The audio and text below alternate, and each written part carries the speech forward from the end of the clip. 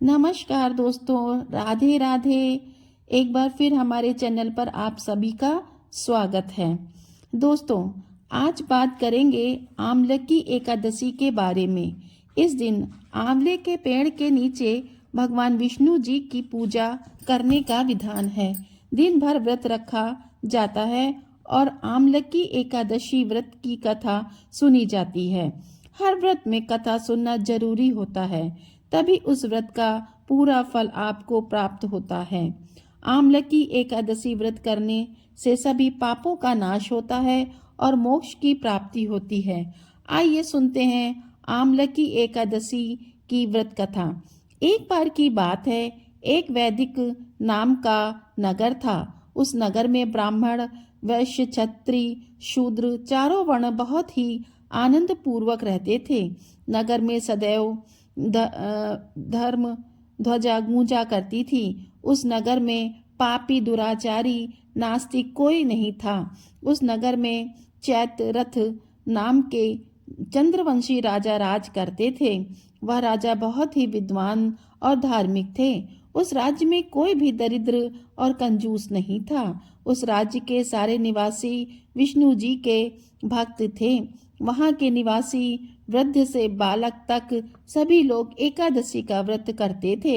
एक समय की बात है, फाल्गुन मास के शुक्ल पक्ष की आंवले की एकादशी आई।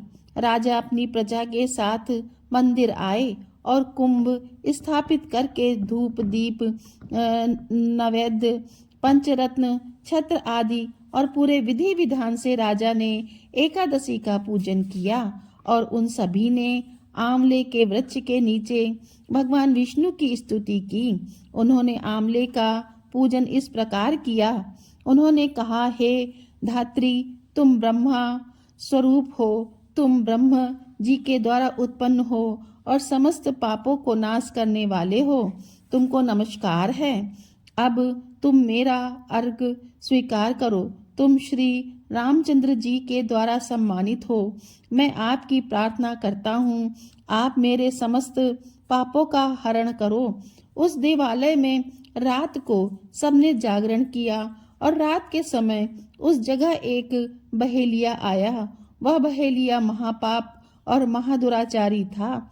अपने परिवार को चलाने के लिए वह जीवों की हत्या करता था। उस दिन वह बहेलिया भूख प्यास से व्याकुल था, इसलिए कुछ भोजन की इच्छा में वह मंदिर के एक कोने में बैठ गया। मंदिर में भगवान विष्णु की कथा और एकादशी महात्म्य सुनने लगा।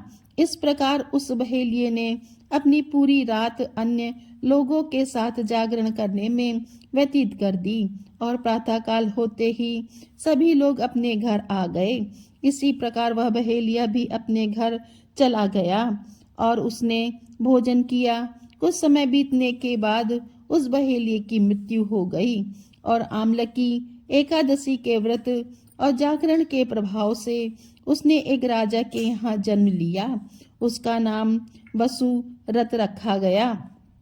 जब वह बड़ा होकर राजा बना तो उसकी एक बहुत बड़ी सेना थी जो धन धान्य से युक्त थी। उसमें सूर्य के समान तेज था, क्रांति चंद्रमा के समान थी, वीरता विष्णु भगवान के समान और समा में वह पृथ्वी के समान था। एक दिन वो राजा शिकार खेलने गया। देव योग से वन में वो रास्ता भूल गया और दिशा का ज्ञान न होने के कारण उसी वन में एक वृक्ष के नीचे जाकर सो गया। उसी समय पहाड़ी से डाकू आए और राजा को अकेला देखकर मारो मारो बोलते हुए उस राजा पर टूट पड़े।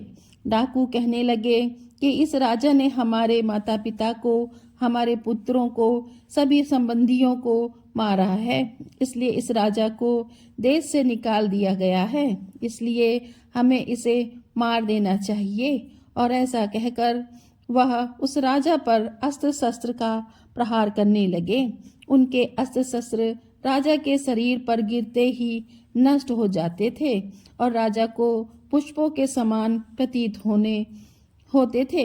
उन डाकुओं के सभी अस्त्रों का उन पर उल्टा प्रहार होने लगा, जिससे वह सभी मूर्छित हो गए। और उसी समय राजा के शरीर से एक दिव्य देवी प्रकट हुई। वह देवी बहुत ही सुंदर थी और सुंदर वस्त्रों और आभूषणों से अलंकृत थी, और उन देवी की आंखों से लाल लाल अग्नि निकल रही थी। और फिर वो देवी उन डाकुओं को मारने दौड़ी और उन्होंने समस्त डाकुओं को मार दिया। जब राजा जगा और उन डाकुओं को मरा हुआ देखकर सोचने लगा कि इन शत्रुओं को किसने मारा है, इस वन में कौन मेरा हितैषी रहता है। जब राजा को ऐसा विचार आया और तभी आकाशवाणी हुई, हे राजन, इस संसार में विष्णु भगवान के अतिरिक्त तेरी कौन रक्षा कर सकता है। इस आकाशवाणी को सुनकर राजा अपने नगर वापस आ गया और सुखपूर्वक राज करने लगा। तो यह थी आमलकी एकादशी की व्रत कथा। जो मनुष्य इस एकादशी के व्रत को करता है उसके सभी कार्य सफल होते हैं और अंत में वह विष्णु लोक को जाता है। आपको यह कथा कैसी लगी कमेंट करके जरूर बताएं और साथ ही मेरे चैनल विभा शर्मा 15 को सब्सक्राइब करना ना भूलें। राधे राधे।